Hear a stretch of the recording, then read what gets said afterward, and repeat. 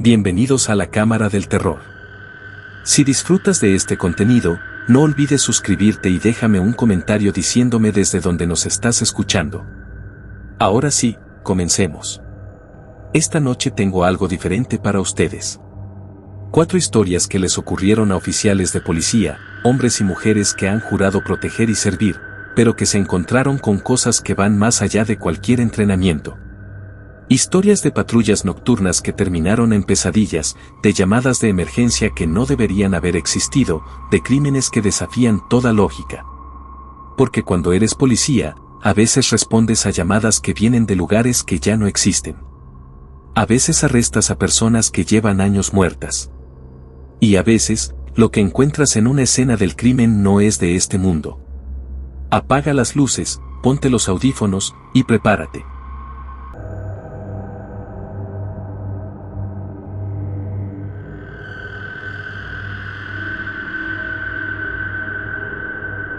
Soy oficial de policía desde hace 9 años.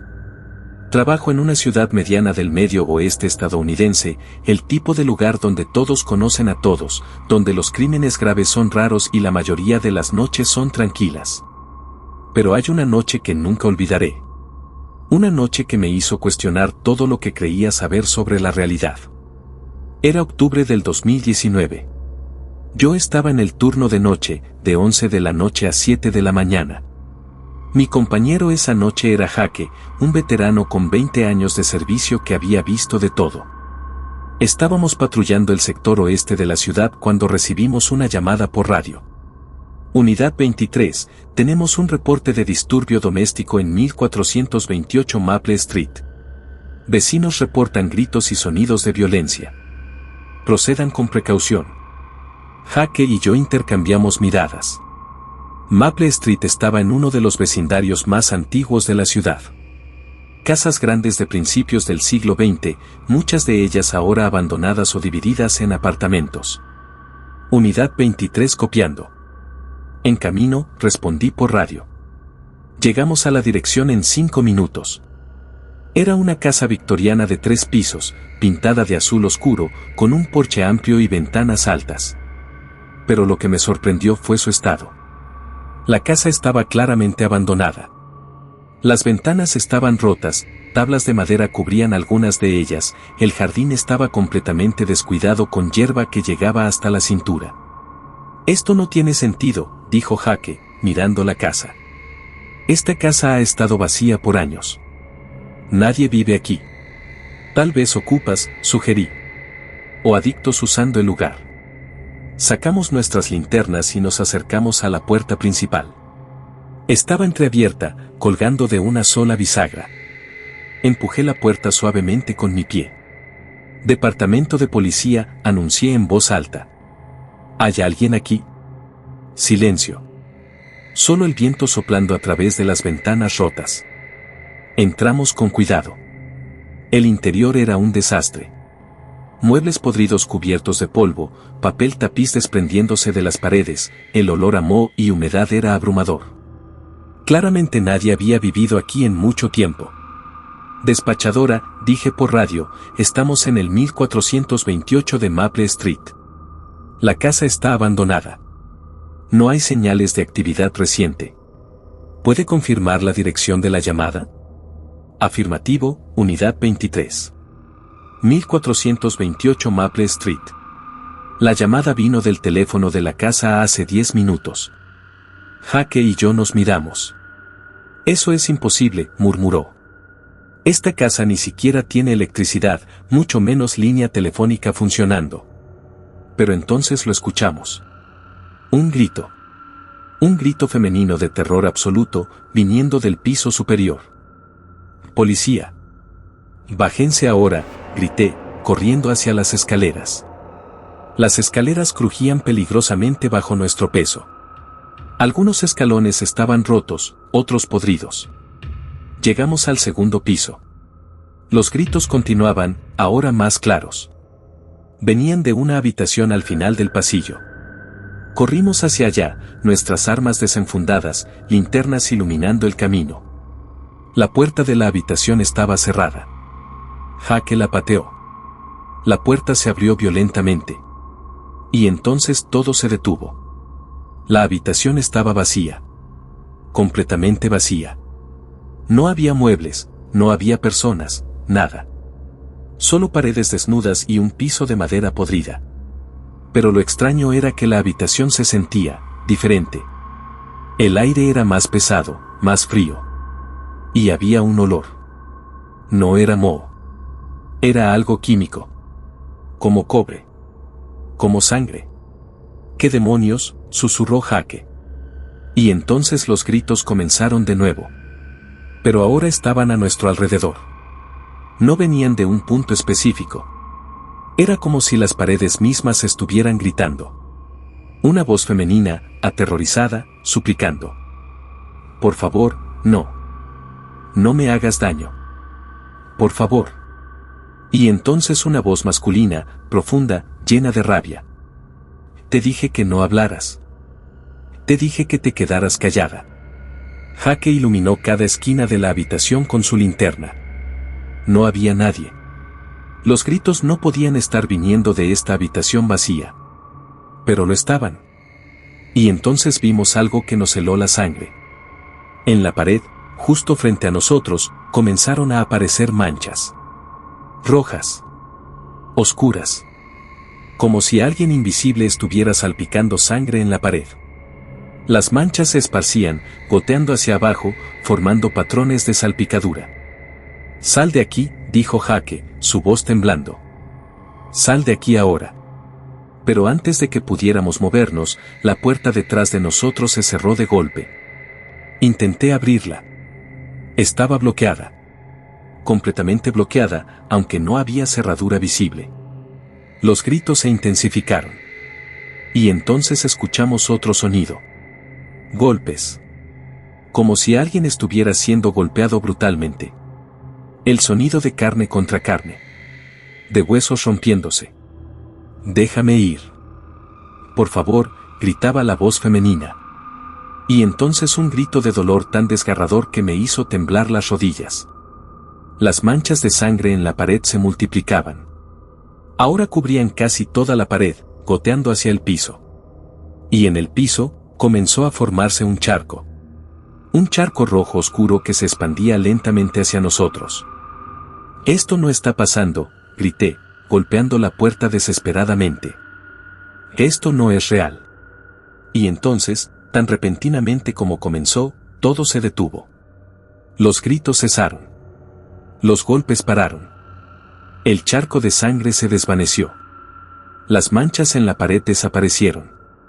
La puerta detrás de nosotros se abrió sola. Jake y yo corrimos. Corrimos más rápido de lo que había corrido en mi vida, bajando las escaleras, casi tropezando, hasta salir de esa casa maldita. No paramos hasta llegar a nuestra patrulla.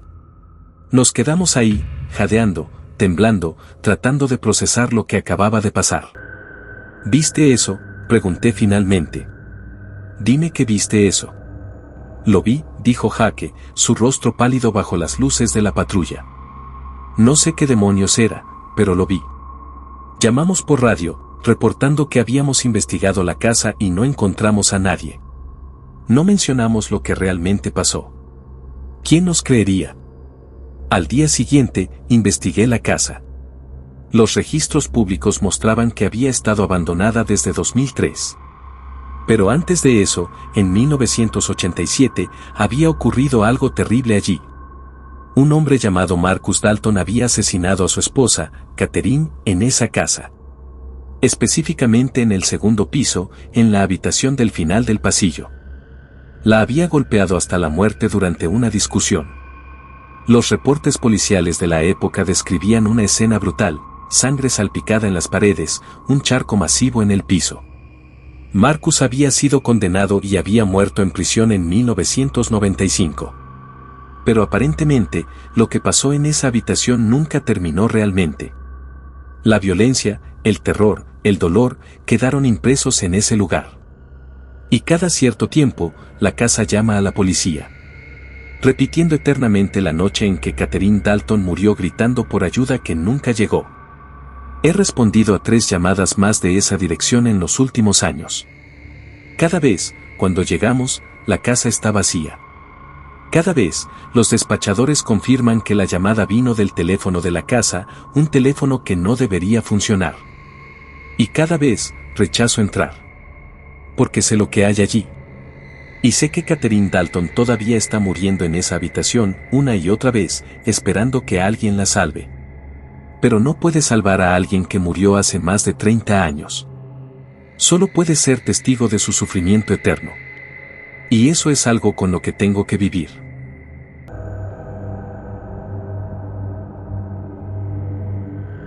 Soy oficial de patrulla de carreteras desde hace 15 años. Mi trabajo consiste en patrullar las autopistas estatales, responder a accidentes, ayudar a conductores varados y hacer cumplir las leyes de tránsito. Es un trabajo solitario, especialmente en el turno de noche, pero me gusta la independencia. Esta historia ocurrió hace 3 años, en una fría noche de enero. Estaba patrullando la Interestatal 40, un tramo particularmente desolado que atraviesa cientos de kilómetros de desierto. Era alrededor de las 2 de la madrugada, y no había visto otro vehículo en más de una hora. Mi radar captó algo. Un vehículo viniendo hacia mí a alta velocidad. 95 millas por hora en una zona de 65. Me posicioné para hacer la parada de tráfico. El vehículo pasó junto a mí, un Chevy Impala negro, modelo de los 70, en perfectas condiciones. Encendí mis luces y sirena y comencé la persecución. El Impala inmediatamente redujo la velocidad y se detuvo en el acotamiento. Procedimiento estándar. Me acerqué desde atrás, mi mano sobre mi arma, mi linterna iluminando el interior del vehículo. Había un solo ocupante, el conductor. Un hombre joven, tal vez de 25 años, con cabello oscuro y chaqueta de cuero. Me miró por el espejo lateral mientras yo me acercaba. «Buenas noches, oficial», dijo cuando llegué a su ventana. Su voz era tranquila, casi amigable. «Licencia y registro, por favor», pedí. «¿Sabe por qué lo detuve?» «¿Velocidad?», preguntó, sonriendo ligeramente. «Lo siento. No me di cuenta de que tan rápido iba». Me entregó su licencia. La examiné con mi linterna. El nombre decía James Morrison, fecha de nacimiento 3 de marzo de 1955. Dirección en Phoenix, Arizona. Algo en la licencia me pareció extraño. Se veía vieja. No el plástico gastado, sino el formato mismo. Era un estilo que no había visto en años. «Señor Morrison, ¿ha estado bebiendo esta noche?» «No, señor». Completamente sobrio. Su comportamiento era normal. No había señales de intoxicación. Pero algo en toda la situación se sentía mal. No podía precisar qué. «Espere aquí. Voy a verificar su información». Regresé a mi patrulla y corrí su licencia por el sistema. Y lo que apareció en mi computadora me hizo sentir frío. James Morrison. Fecha de nacimiento, 3 de marzo de 1955.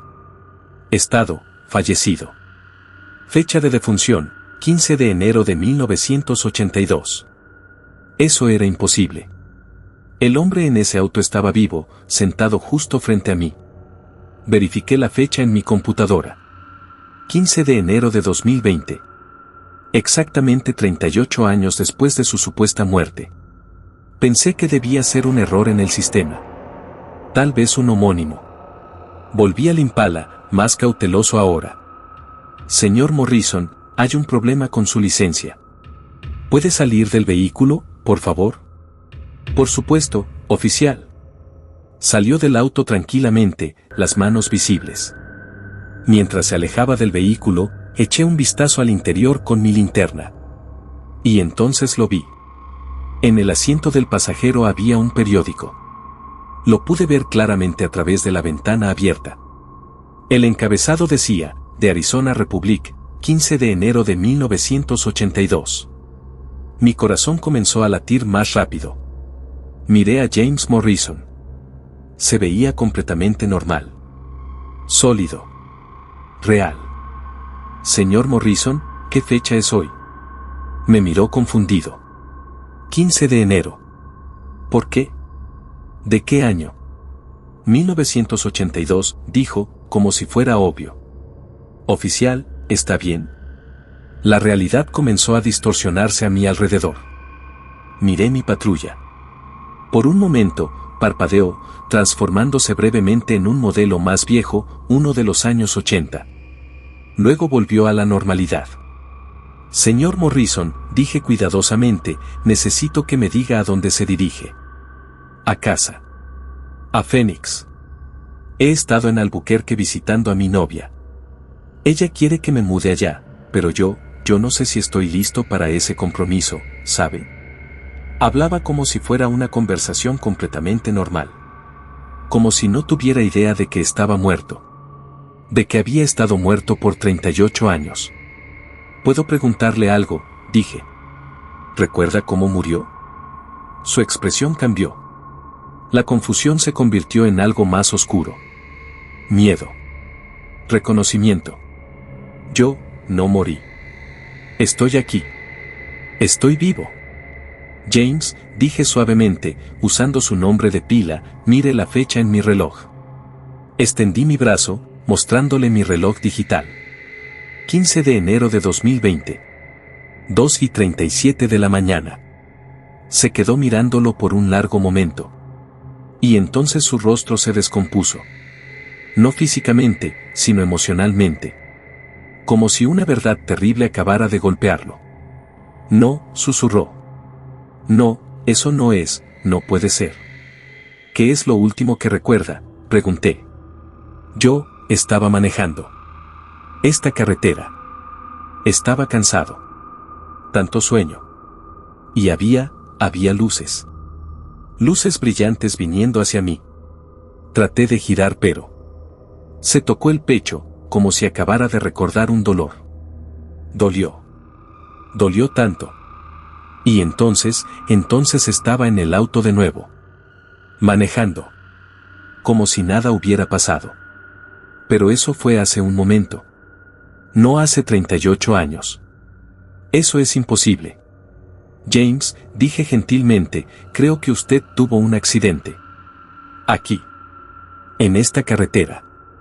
El 15 de enero de 1982. No, dijo, retrocediendo hacia su auto. No. Voy a ir a casa. Mi mamá está esperándome. Tengo que llegar a casa. Se metió en su Impala y encendió el motor.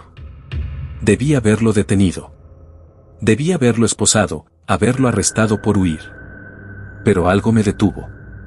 Una voz en mi cabeza que me decía que dejara que se fuera. El Impala aceleró, incorporándose de nuevo a la autopista. Lo vi alejarse, sus luces traseras desapareciendo en la oscuridad. Inmediatamente llamé por radio. Central, necesito que corran información sobre un accidente fatal. Interestatal 40, cerca del marcador de milla 189. Fecha, 15 de enero de 1982. Víctima, James Morrison. Hubo una pausa larga. Espere, oficial. Varios minutos después, la despachadora regresó. Confirmado.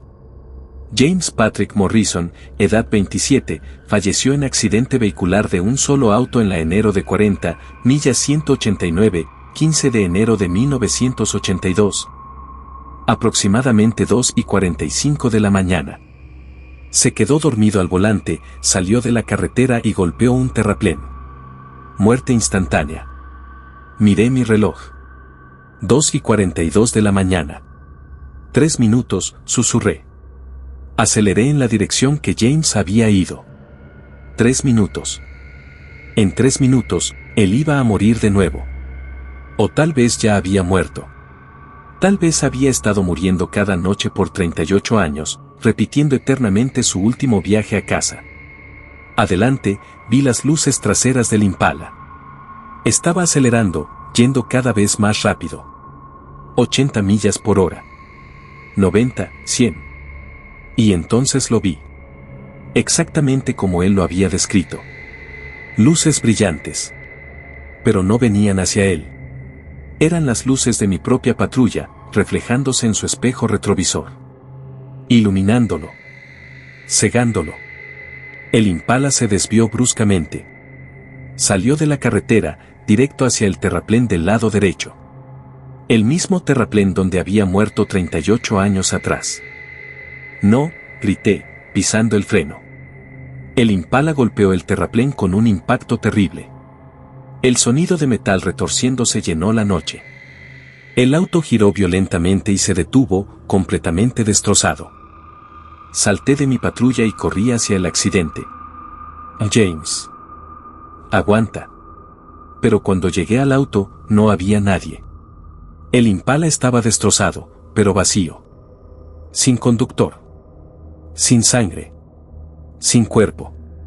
Y mientras miraba, el auto comenzó a desvanecerse. Como una fotografía expuesta al sol, perdiendo color, volviéndose translúcido. En segundos, había desaparecido completamente. Como si nunca hubiera estado allí. Solo quedaba la carretera vacía. Y yo, parado en el acotamiento, temblando. Investigué después. James Morrison había muerto exactamente como los registros decían. Solo en su auto, sin testigos. Su madre había muerto esperándolo esa noche, sin saber que su hijo nunca llegaría a casa. Y desde entonces, cada 15 de enero, a las 2:30 de la mañana, James Morrison aparece en esa autopista. Repitiendo su último viaje. Repitiendo su muerte.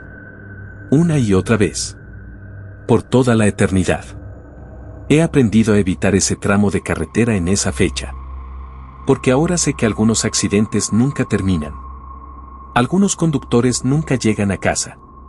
Y algunos oficiales de policía ven cosas que ninguna cantidad de entrenamiento los preparó para enfrentar.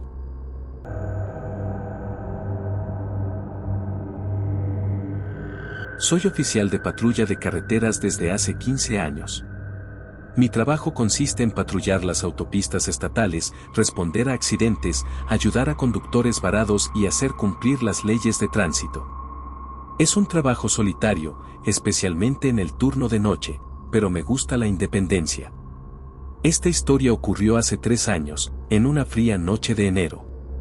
Estaba patrullando la Interestatal 40, un tramo particularmente desolado que atraviesa cientos de kilómetros de desierto. Era alrededor de las 2 de la madrugada, y no había visto otro vehículo en más de una hora. Mi radar captó algo. Un vehículo viniendo hacia mí a alta velocidad. 95 millas por hora en una zona de 65. Me posicioné para hacer la parada de tráfico. El vehículo pasó junto a mí, un Chevy Impala negro, modelo de los 70, en perfectas condiciones.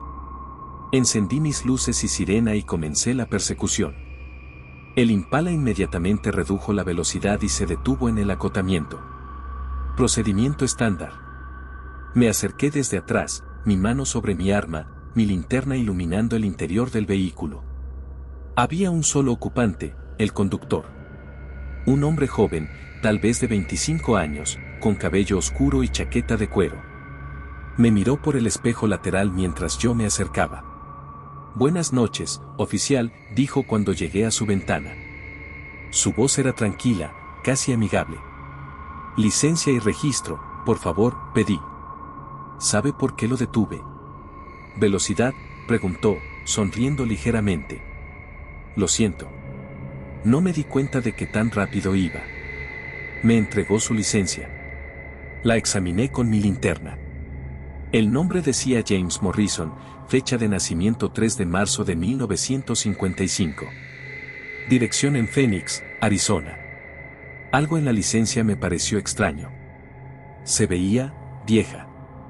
No el plástico gastado, sino el formato mismo. Era un estilo que no había visto en años. «Señor Morrison, ¿ha estado bebiendo esta noche?» «No, señor». Completamente sobrio. Su comportamiento era normal. No había señales de intoxicación. Pero algo en toda la situación se sentía mal. No podía precisar qué. «Espere aquí. Voy a verificar su información».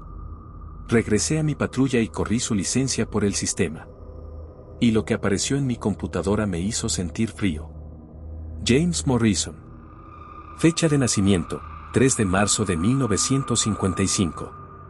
Estado, fallecido. Fecha de defunción, 15 de enero de 1982. Eso era imposible. El hombre en ese auto estaba vivo, sentado justo frente a mí. Verifiqué la fecha en mi computadora. 15 de enero de 2020. Exactamente 38 años después de su supuesta muerte. Pensé que debía ser un error en el sistema. Tal vez un homónimo. Volví al Impala, más cauteloso ahora. Señor Morrison, hay un problema con su licencia. ¿Puede salir del vehículo, por favor? Por supuesto, oficial. Salió del auto tranquilamente, las manos visibles. Mientras se alejaba del vehículo, eché un vistazo al interior con mi linterna. Y entonces lo vi. En el asiento del pasajero había un periódico. Lo pude ver claramente a través de la ventana abierta. El encabezado decía, The Arizona Republic, 15 de enero de 1982. Mi corazón comenzó a latir más rápido. Miré a James Morrison. Se veía completamente normal. Sólido. Real. Señor Morrison, ¿qué fecha es hoy? Me miró confundido. 15 de enero. ¿Por qué? ¿De qué año? 1982, dijo, como si fuera obvio. Oficial, está bien. La realidad comenzó a distorsionarse a mi alrededor. Miré mi patrulla. Por un momento, parpadeó, transformándose brevemente en un modelo más viejo, uno de los años 80. Luego volvió a la normalidad. Señor Morrison, dije cuidadosamente, necesito que me diga a dónde se dirige. A casa. A Phoenix. He estado en Albuquerque visitando a mi novia. Ella quiere que me mude allá, pero yo no sé si estoy listo para ese compromiso, ¿sabe? Hablaba como si fuera una conversación completamente normal. Como si no tuviera idea de que estaba muerto. De que había estado muerto por 38 años. ¿Puedo preguntarle algo?, dije. ¿Recuerda cómo murió? Su expresión cambió. La confusión se convirtió en algo más oscuro. Miedo. Reconocimiento. Yo no morí. Estoy aquí. Estoy vivo. James, dije suavemente, usando su nombre de pila, mire la fecha en mi reloj. Extendí mi brazo, mostrándole mi reloj digital. 15 de enero de 2020. 2:37 de la mañana. Se quedó mirándolo por un largo momento. Y entonces su rostro se descompuso. No físicamente, sino emocionalmente. Como si una verdad terrible acabara de golpearlo. No, susurró. No, eso no es, no puede ser. ¿Qué es lo último que recuerda?, pregunté. Yo estaba manejando esta carretera. Estaba cansado. Tanto sueño. Y había luces. Luces brillantes viniendo hacia mí. Traté de girar pero se tocó el pecho, como si acabara de recordar un dolor. Dolió. Dolió tanto. Y entonces estaba en el auto de nuevo. Manejando. Como si nada hubiera pasado. Pero eso fue hace un momento. No hace 38 años. Eso es imposible. James, dije gentilmente, creo que usted tuvo un accidente. Aquí. En esta carretera. El 15 de enero de 1982. No, dijo, retrocediendo hacia su auto. No. Voy a ir a casa. Mi mamá está esperándome. Tengo que llegar a casa. Se metió en su Impala y encendió el motor. Debí haberlo detenido. Debí haberlo esposado, haberlo arrestado por huir. Pero algo me detuvo. Una voz en mi cabeza que me decía que dejara que se fuera. El Impala aceleró, incorporándose de nuevo a la autopista. Lo vi alejarse, sus luces traseras desapareciendo en la oscuridad. Inmediatamente llamé por radio. Central, necesito que corran información sobre un accidente fatal. Interestatal 40, cerca del marcador de milla 189. Fecha, 15 de enero de 1982. Víctima, James Morrison. Hubo una pausa larga. Espere, oficial. Varios minutos después, la despachadora regresó. Confirmado. James Patrick Morrison, edad 27, falleció en accidente vehicular de un solo auto en la enero de 40, millas 189, 15 de enero de 1982. Aproximadamente 2:45 de la mañana. Se quedó dormido al volante, salió de la carretera y golpeó un terraplén. Muerte instantánea. Miré mi reloj. 2:42 de la mañana. 3 minutos, susurré. Aceleré en la dirección que James había ido. 3 minutos. En 3 minutos, él iba a morir de nuevo. O tal vez ya había muerto. Tal vez había estado muriendo cada noche por 38 años, repitiendo eternamente su último viaje a casa. Adelante, vi las luces traseras del Impala. Estaba acelerando, yendo cada vez más rápido. 80 millas por hora. 90, 100. Y entonces lo vi. Exactamente como él lo había descrito. Luces brillantes. Pero no venían hacia él. Eran las luces de mi propia patrulla, reflejándose en su espejo retrovisor. Iluminándolo. Cegándolo. El Impala se desvió bruscamente. Salió de la carretera, directo hacia el terraplén del lado derecho. El mismo terraplén donde había muerto 38 años atrás. No, grité, pisando el freno. El Impala golpeó el terraplén con un impacto terrible. El sonido de metal retorciéndose llenó la noche. El auto giró violentamente y se detuvo, completamente destrozado.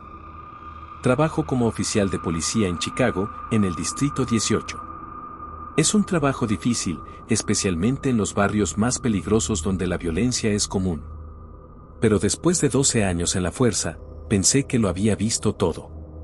Esta historia ocurrió hace 6 meses. Era una noche de verano, alrededor de las 11. Mi compañera, la oficial Sarah Chen, y yo estábamos terminando nuestro turno cuando recibimos una llamada inusual. Todas las unidades en el área, tenemos un reporte de una niña perdida en la estación de policía del Distrito 18. Niña caucásica, aproximadamente 8 años, vestido azul, no ha hablado desde que llegó. Aparentemente entró sola hace una hora. Sarah y yo nos miramos. Nuestra estación. Eso era extraño. ¿Por qué no nos habían avisado inmediatamente? Unidad 1804, vamos de regreso a la estación, dijo Sarah por radio. Llegamos en 10 minutos. La estación estaba en su actividad normal nocturna, algunos oficiales escribiendo reportes, un par de detenidos en las celdas, personal administrativo trabajando. Nos acercamos al escritorio de recepción. El oficial Turner estaba de turno. ¿Dónde está la niña?, pregunté. Turner me miró confundido. ¿Qué niña? La niña perdida. Recibimos una llamada por radio hace 15 minutos. No hay ninguna niña aquí, dijo Turner, revisando su registro. Nadie ha reportado una niña perdida. Sarah llamó a la central. Despachadora, unidad 1804. Estamos en la estación. No hay ninguna niña aquí. ¿Puede confirmar quién hizo el reporte? Hubo una pausa larga. Unidad 1804, no tenemos registro de esa llamada. ¿Pueden repetir? Recibimos una llamada hace 15 minutos sobre una niña perdida en nuestra estación. Negativo, unidad 1804. No hay registro de esa transmisión en nuestro sistema. Sarah y yo nos miramos, confundidos. Ambos habíamos escuchado la llamada claramente. Tal vez fue un glitch en el radio, sugirió Sarah. Íbamos a marcharnos cuando el oficial Turner dijo, esperen. Ahora que lo piensan, ha habido algo extraño esta noche. ¿Qué cosa? Sigo escuchando ruidos. Como pasos. Alguien caminando en el segundo piso. Pero cuando subo a verificar, no hay nadie. Y las luces del pasillo del sótano siguen encendiéndose solas. El segundo piso de nuestra estación es donde están las oficinas administrativas y salas de conferencias. El sótano es donde guardamos archivos viejos y evidencia. ¿Has visto a alguien?, preguntó Sara. No. Pero un par de veces, juro que vi algo. Como una sombra pequeña. Del tamaño de un niño. Un escalofrío recorrió mi espalda. ¿Desde cuándo está pasando esto? Empezó hace una hora. Alrededor de las 10. La misma hora mencionada en la llamada que supuestamente no existía. Vamos a revisar, dije. Sara y yo subimos al segundo piso. El pasillo estaba oscuro, solo iluminado por las luces de emergencia. Todas las oficinas estaban cerradas y vacías. Departamento de policía, anuncié. ¿Hay alguien aquí? Silencio. Revisamos cada oficina. Todas vacías. Pero Sara tenía razón sobre una cosa, hacía mucho frío aquí. El aire acondicionado no estaba tan fuerte en el resto del edificio. Estábamos a punto de bajar cuando escuchamos algo. Una risa. Una risa de niña. Suave, juguetona, viniendo del final del pasillo. Hola, llamó Sara. La risa se detuvo. Y entonces escuchamos pasos. Pequeños, rápidos, como si alguien estuviera corriendo. Pero no podíamos ver a nadie. Los pasos se acercaban. Cada vez más cerca. Podíamos escucharlos claramente en el piso de linóleo. Tap, tap, tap, tap. Y entonces pasaron justo entre nosotros. Sentí el aire moverse. Sentí algo frío rozar mi pierna. Como si alguien invisible hubiera corrido entre Sara y yo. Los pasos continuaron hacia las escaleras y comenzaron a bajar. ¿Qué demonios fue eso?, susurró Sara, su mano en su arma. No lo sé. Pero vamos a averiguarlo. Seguimos los pasos. Bajamos las escaleras de vuelta al primer piso, luego continuaron hacia el sótano. Las luces del sótano se encendieron solas mientras bajábamos.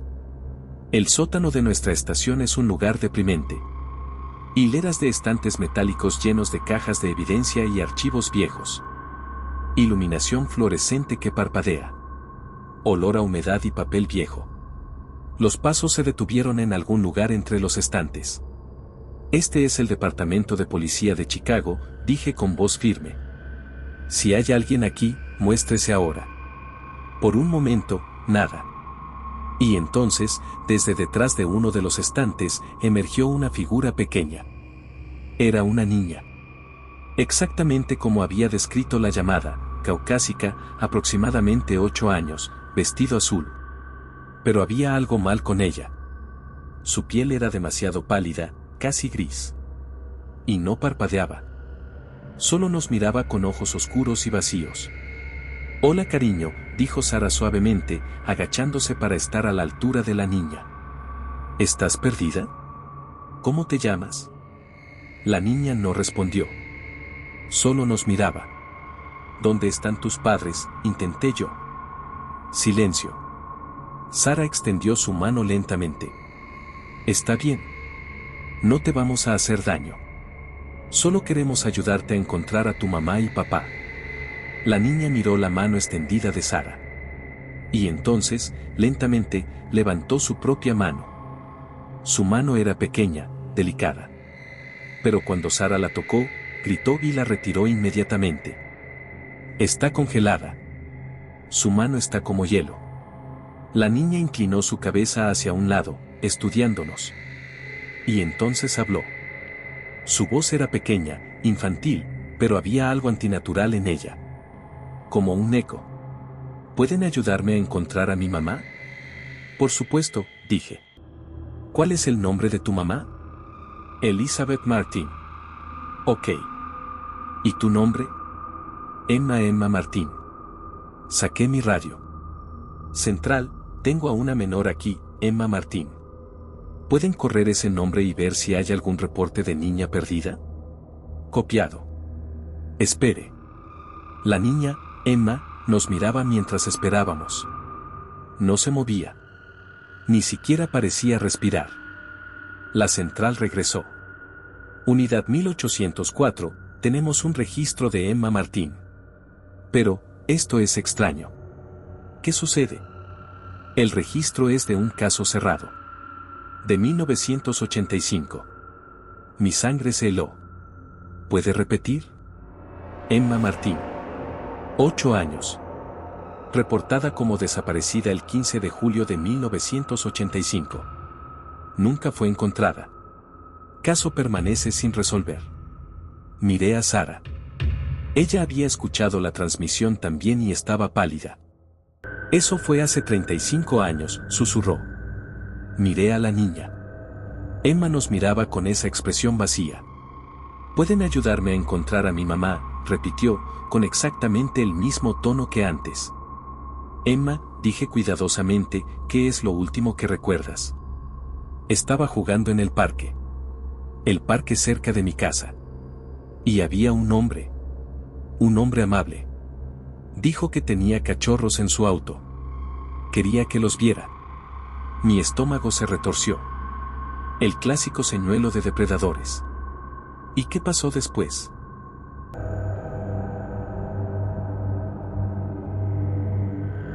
Soy detective de homicidios. Llevo 18 años en esta profesión y he interrogado a cientos de sospechosos. Asesinos, violadores, criminales de todo tipo. He desarrollado un instinto para detectar mentiras, para leer el lenguaje corporal, para romper las defensas de las personas. Pero hace un año, interrogué a alguien que desafió todo lo que creía saber sobre el crimen, la culpabilidad y la realidad misma.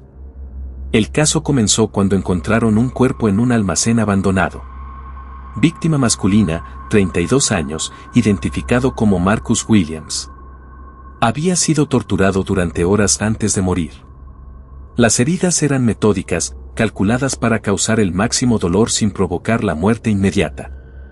Era el quinto asesinato en 6 meses con el mismo modus operandi. Teníamos un asesino en serie en nuestras manos. Y entonces tuvimos un golpe de suerte.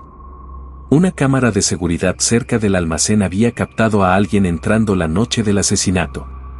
La calidad era pobre, pero pudimos identificar al sospechoso, Daniel Price, 38 años, antecedentes por asalto. Lo arrestamos en su apartamento sin incidentes. No opuso resistencia. De hecho, parecía casi aliviado. Sabía que eventualmente vendrían, fue todo lo que dijo. Lo llevamos a la estación y lo pusimos en una sala de interrogatorios. Dejé que se sentara allí solo durante 1 hora, una táctica estándar para aumentar la ansiedad. Luego entré con mi compañero, el detective Rodríguez. Daniel Price estaba sentado con las manos esposadas sobre la mesa. Era un hombre promedio en apariencia, altura media, complexión media, cabello castaño, nada distintivo. El tipo de persona que desaparece en una multitud. Excepto por sus ojos. Sus ojos tenían una intensidad inquietante. Como si estuviera viendo algo que nosotros no podíamos ver. Señor Price, comencé, ¿sabe por qué está aquí? Sí, respondió calmadamente. Están investigando los asesinatos. ¿Qué asesinatos?, pregunté. Una técnica estándar, hacer que el sospechoso revele información. Todos ellos, dijo. Los 5. Marcus fue el último. Rodríguez y yo intercambiamos miradas. ¿Una confesión inmediata? Eso era inusual, pero no sin precedentes. Algunos asesinos quieren ser atrapados. Muy bien, dije. Cuéntenos sobre Marcus Williams. Daniel se inclinó hacia adelante. Pero primero, necesito que entiendan algo. Necesito que comprendan por qué lo hice. Porque si no entienden la razón, pensarán que estoy loco. Estamos escuchando. Hace 2 años, comenzó, morí.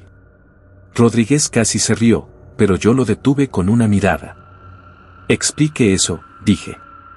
Tuve un accidente de auto. Impacto frontal en la autopista. Los paramédicos me declararon muerto en la escena. Sin pulso, sin respiración. Muerto durante 4 minutos antes de que me reanimaran. Experiencia cercana a la muerte, dije. Eso no es inusual. No fue cercana, insistió Daniel. Estuve muerto. Y mientras estuve muerto, vi algo. Algo en el otro lado. ¿Qué vio? Vi a las personas que moriré. Vi sus rostros, sus nombres, cómo morirían. Como una visión. Una premonición.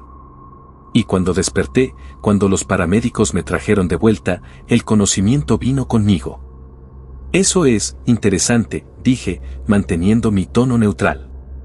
¿Y qué tiene esto que ver con los asesinatos? Todo, dijo Daniel, sus ojos intensos fijos en mí. Porque vi que 5 personas morirían de maneras terribles. Asesinatos brutales por alguien que nunca sería atrapado. Y vi que moriría lentamente, con sufrimiento. Y supe que tenía que detenerlo. ¿Detener qué? Sus muertes. Las muertes que vi. Así que encontré a esas 5 personas. Y las maté yo mismo. La sala quedó en silencio. Rodríguez me miraba, esperando mi reacción. Déjame ver si entiendo, dije lentamente. ¿Está diciendo que asesinó a 5 personas para evitar que fueran asesinadas? Sé cómo suena, dijo Daniel. Pero era la única manera. En mi visión, cada uno de ellos moría de maneras horribles. Torturados durante días. Sus familias nunca encontrando sus cuerpos. Así que decidí darles una muerte más rápida. Más misericordiosa. ¿Misericordiosa? Rodríguez finalmente habló. Los torturó durante horas. Horas, no días, corrigió Daniel.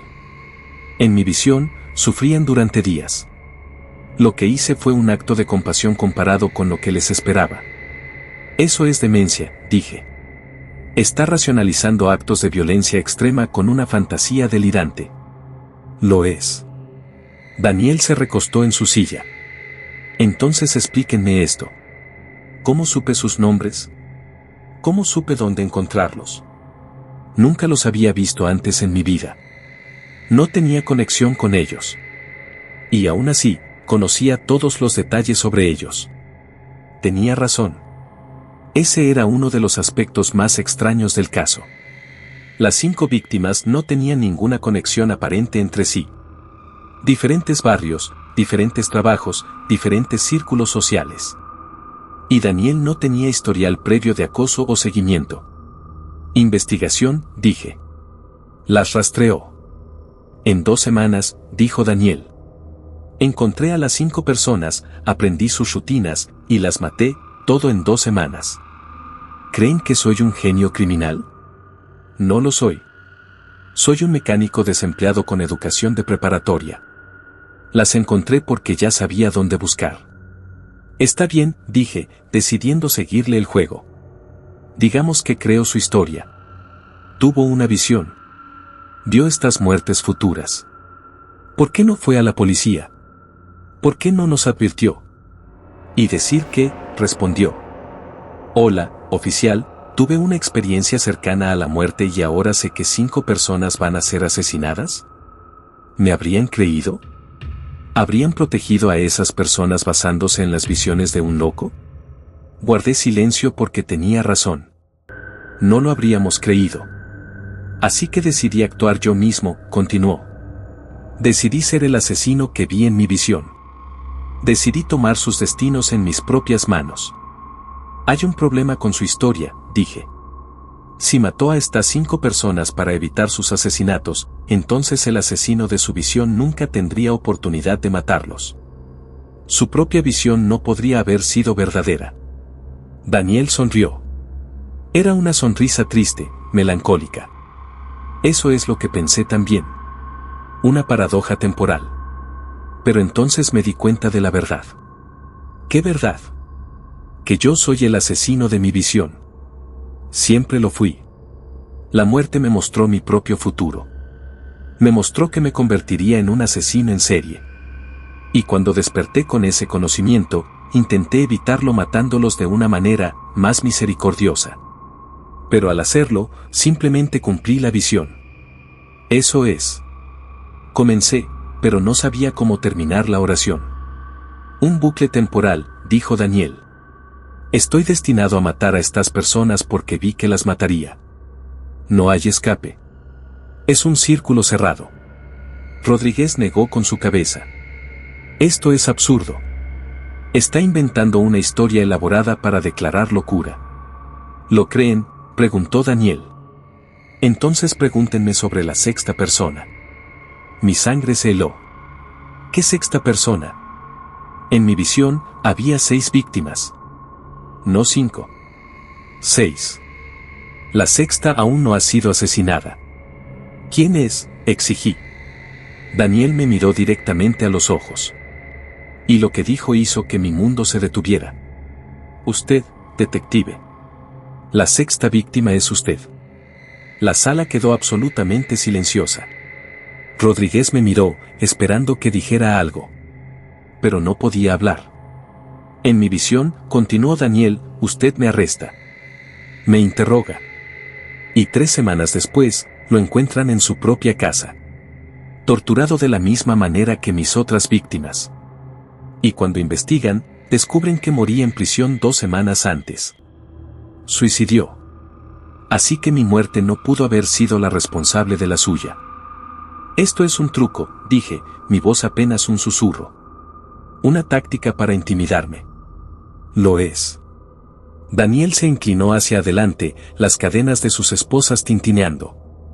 Entonces, ¿por qué tiene miedo? Puedo verlo en sus ojos, detective. Parte de usted me cree.